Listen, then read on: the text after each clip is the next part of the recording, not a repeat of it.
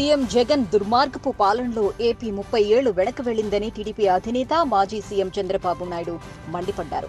ఎన్టీఆర్ జిల్లా తిరువూరులో ఆదివారం నిర్వహించిన రా కదిలిరా బహిరంగ సభలో ఆయన మాట్లాడారు. 4.5 ఏళ్ల కాలంలోని రాష్ట్రంలోని అన్ని రంగాల్లోనూ కోలుకోలేని విధంగా దెబ్బతీశారని విమర్శించారు.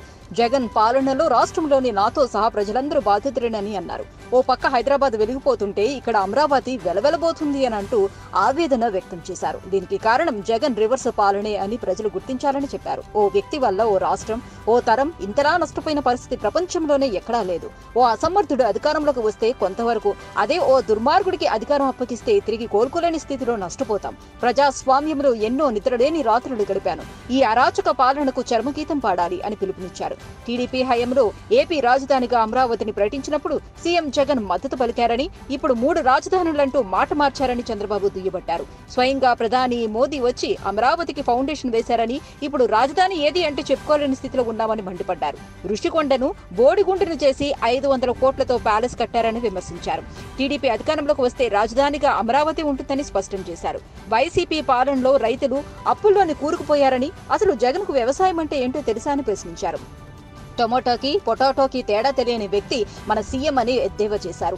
ఇలాంటి ముఖ్యమంత్రి నుంచి ప్రజలు ఇంకేం ఆశిస్తారని అన్నారు. ప్రజలు ఆలోచన చేయాలని సూచించారు. రాష్ట్రంలో టీడీపీ అధికారంలోకి రాగానే మహిళలందరికీ మహాలక్ష్మి పథకం కింద నెలకు 1500 రూపాయలు అందిస్తామని చంద్రబాబు హామీ ఇచ్చారు. అలాగే తల్లికి వందనం కింద 15,000, ఉచితంగా 3 గ్యాస్ సిలిండర్లు ఇస్తామని చెప్పారు. సంక్షేమ పథకాలకు నాంది పలికింది టీడీపీయేనని, సీఎం జగన్ అధికారంలోకి వచ్చాక 100 పథకాలను రద్దు చేశారని మండిపడ్డారు. బాబు ష్యూరిటీ, భవిష్యత్తుకు గ్యారంటీ పేరిట సూపర్ 6 అందిస్తామని అన్నారు. నిరుద్యోగులకు 3,000 భృతి అందిస్తామని, 5 ఏళ్లలో 20 లక్షల మంది యువతకు ఉద్యోగాలు కల్పిస్తామని పేర్కొన్నారు.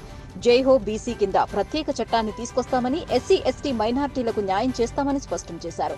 అన్నదాత కింద రైతులకు 20,000 అందజేస్తామన్నారు. త్వరలోనే టీడీపీ జనసేన ఆధ్వర్యంలో ఎన్నికల మేనిఫెస్టో విడుదల చేస్తామని చెప్పారు. ఇటీవల వైసీపీ ఇన్ఛార్జీల మార్పుపై చంద్రబాబు విమర్శలు గుప్పించారు.